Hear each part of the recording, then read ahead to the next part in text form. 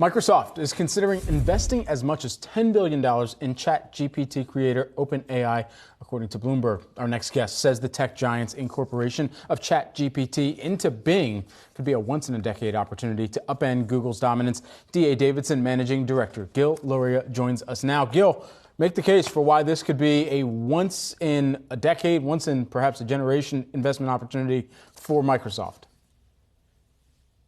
Well, if you think about where Google's market cap comes from, their 1.1 trillion, almost 60% of that comes from their search business. So, and that's because Google search is so much better than Bing. It's 10 times bigger business than Bing. If incorporating ChatGPT into Bing makes it competitive with Google search, that's the amount of market cap that Microsoft could take away from Google in the order of magnitude of 600 billion.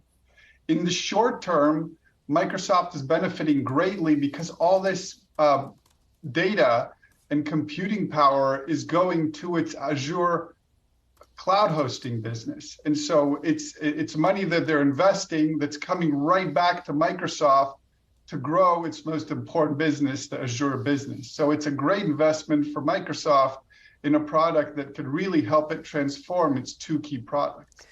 I mean, Gil, some would ask why Bing even still exists, right? I mean, it's definitely, like, also Rand doesn't even begin to cover it.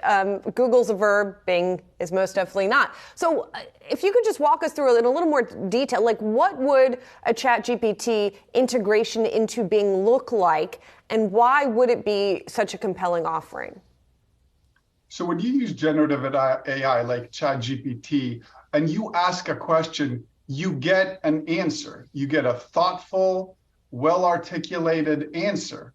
When you go to a search engine today, whether it's Google or Bing, you don't get an answer. You get a list of websites where the answer may or may not be, and you have to continue doing the work.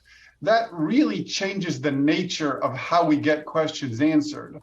And if you've played with ChatGPT at all, you know that it can answer a very wide range of questions in spite of the fact that technology is still developing quickly. So there's an opportunity here for us to completely change how we find information. We've been Googling for 20 years, and now we may be in a situation where we no longer Google. We ask a question and we get an answer. So you think, Gil, Bing takes down Google, and do you think Google is working on something like this? Oh, absolutely. Google's working on a product called Lambda that should be able to do the same thing. But what we're hearing is that it's not quite as good as ChatGPT yet. And so that's one aspect that gives Bing this opportunity to be competitive and take significant market share. And then the other aspect of this is that Google relies on its current advertising business model for almost its entire business. Again, 57% of its revenue comes from advertising through Google search.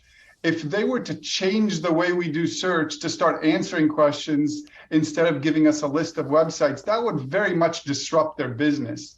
So Google will encounter the classic innovator's dilemma. Do they destroy their own business in order to stay ahead, or do they try to slow down progress? If they try to slow down progress, that gives Bing that inner run into the ability to gain market share. How long does it take for Microsoft, if they're successful with ChatGPT, to upend the mind share that initiates every search on Google because of just how long that has been kind of verbified into our daily activity and kind of standard operating practices on a human basis right now?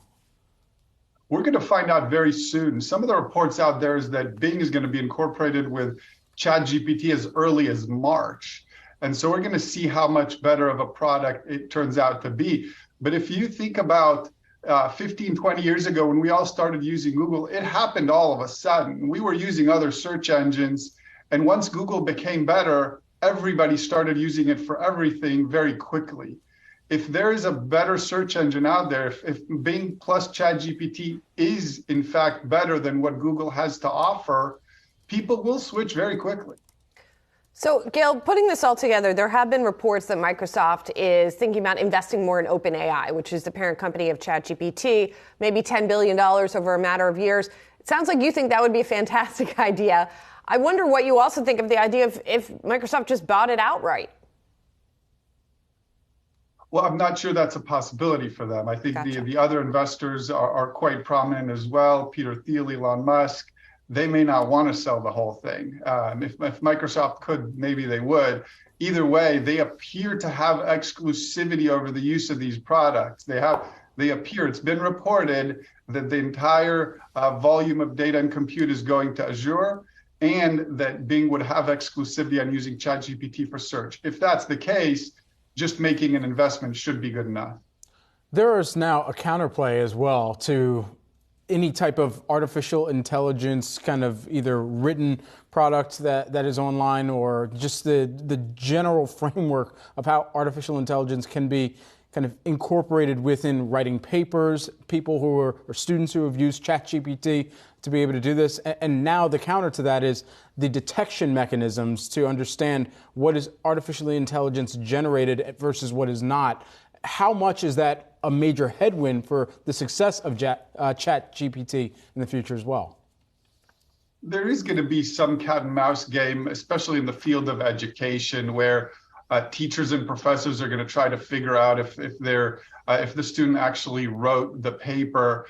But realistically speaking, the next generation of this technology, GPT 4.0, that's going to come out later this year, is going to be educated with 10 to 100 times more data than the generation we're now using, which is to say, when you say, write me an essay on this topic, that's one thing. But when you can start saying, write me an essay on this topic as if I'm an 8th grader and make some mistakes so the teacher doesn't catch me, and ChatGPT does that, oh, no. It's going to be very hard for teachers to get. Okay, so that kind of raises the question of whether there is an ethical responsibility that needs to be layered into how this operates, how this artificial intelligence is able to be incorporated, regardless of how good it can be in kind of streamlining search results or simplifying some tasks that are otherwise, just onerous. Where is that extra layer of ethics within how this artificial intelligence operates? That's a great question. That's the most important question right now. In fact, I believe when using ChatGPT that it's being throttled and governed by OpenAI to not do anything and say anything. And one of the reasons Google is holding back on Lambda is specifically that once you unleash this and give it all the capabilities, it might do things that we are uncomfortable with and that we really have to figure out the ethics around. And we need to do it now because these capabilities are very, very significant. And so that responsibility right now falls to Google and it falls to OpenAI. And we better hope that they're trying to be ethical about it because the capabilities are very significant. Well, big tech has a long history of being ethical, Gil, so I'm sure we're in good hands. We'll talk more about that the next time. Gil Luria, DA Davidson Managing Director, thank you so much. Really interesting perspective on a fascinating ongoing story. Appreciate it.